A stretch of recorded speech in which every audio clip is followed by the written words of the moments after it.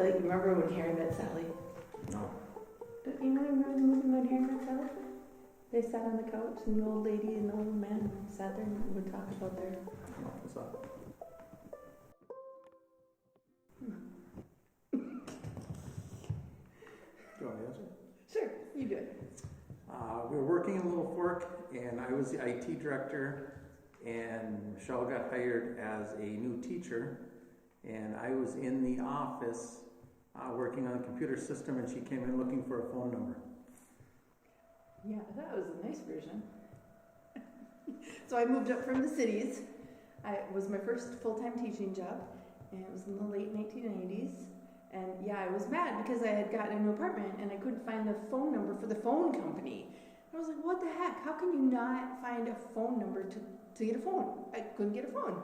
I don't know, I was so frustrated, and I was like just mad, and I go to the front desk and hoping somebody there would have a phone book, and like, how can I find a phone number for the phone company? And I was just like, and he opened it up to the front page, and it's like, right here on the front cover would be the phone number, and I felt like a total idiot and thought he was really cute.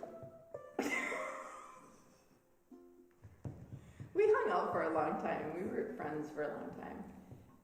I didn't do any hunting, fishing, any of that kind of stuff. I was, a city's girl, and we hung out and were friends, and we'd go to the shack. He'd take me to a shack, and we'd hang out. So we weren't dating. We were just friends.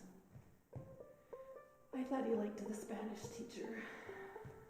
Proposal story, I had made a special dinner and was going to propose, and the night that we were going to do that, Michelle got the flu, so that kind of wrecked that whole thing. But I was laying on the couch and I wasn't feeling good, and he cooked a dinner and it was so nice, and I dragged my butt off the couch to come sit at the table and eat, and it was very sweet. And he proposed, and it was exciting, and then we were happy, and we made phone calls, and then I went back to the couch.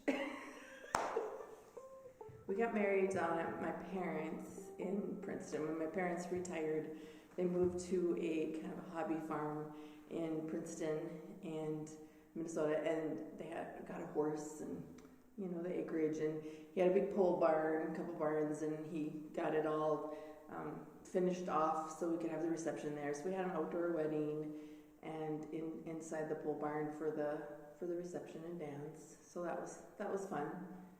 Yeah, the night before the wedding, my best man and another of the people in the wedding, we had got a hotel room, and we had went to the bar the night before, pretty much everybody in the wedding party, and when we got back to the hotel very late, we all kind of went to our room, and the best man had set the alarm, and the alarm went off, and we got up because with the wedding at her parents' house, we had to pick up chairs and pick up tables, and we had to set up for it. So we had an early start to the day, and we jumped up and we took turns showering, and we went next door to the other door and pounded on the door, and he showed up, and he wasn't even up yet. So it's like, we have to go. So he got up, we got ready, and as we're driving to our parents' house, we kept commenting on how dark it was. It was 3 o'clock in the morning. We had set the alarm incorrectly. So we pulled into her parents' driveway, and the three of us actually slept in the car in her driveway. And then we had the wedding, and everything had to be returned the following day. So before we left, we cleaned everything up, took the tables down, stacked them up, got the chairs ready, and on the way to the hotel, we hit a deer. So that was the start to our wedding. Yeah. Well, and even before that, now May Day, so we got married on June 9th. May Day, we were going to go look at houses, and I stepped out. We were in a trailer house that had a porch attached to it, and I took a step from the main trailer house down into the porch area, and just stepped funny and fell, and he got home, and I was like, I hurt my ankle. I gotta go to the hospital. We gotta look at our houses. Oh, okay, but I hurt my ankle. We gotta go. Okay, I hurt my ankle. Come on, we gotta go. And I'm like, So I'm sitting in the car, and it's the first house. I'm like, I can't get out.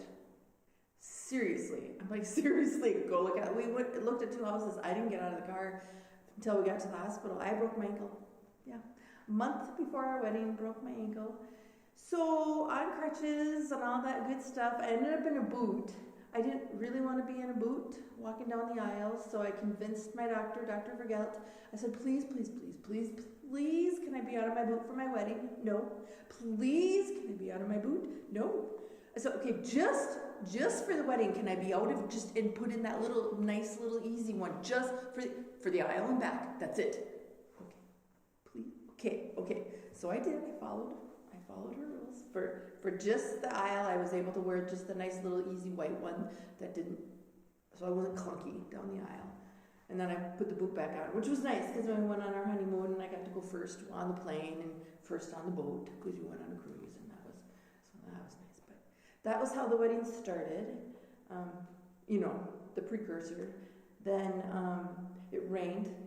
You guys, the night before that, and you couldn't get into the nice hotel, and you went to what you thought was a good hotel, and you ended up going to the hotel that apparently rented rooms by the hour. So that, before you set the clocks wrong. So that was that. And then it rained all morning before the wedding, cleared off right before the wedding, so that was good. Good luck. During the ceremony, my sister lived across the street, and so that's where we put our dog. It was across the street, tied up. Throughout the entire wedding, you can hear her on the videotape. You can hear her the whole wedding. So we had that. We have 2.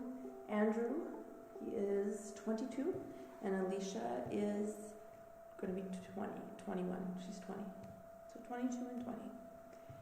Andrew is a mainstay in Kaptogama, manages out there at the Gateway, and Alicia is going for music teaching, band director, and she is studying at UND in Grand Forks.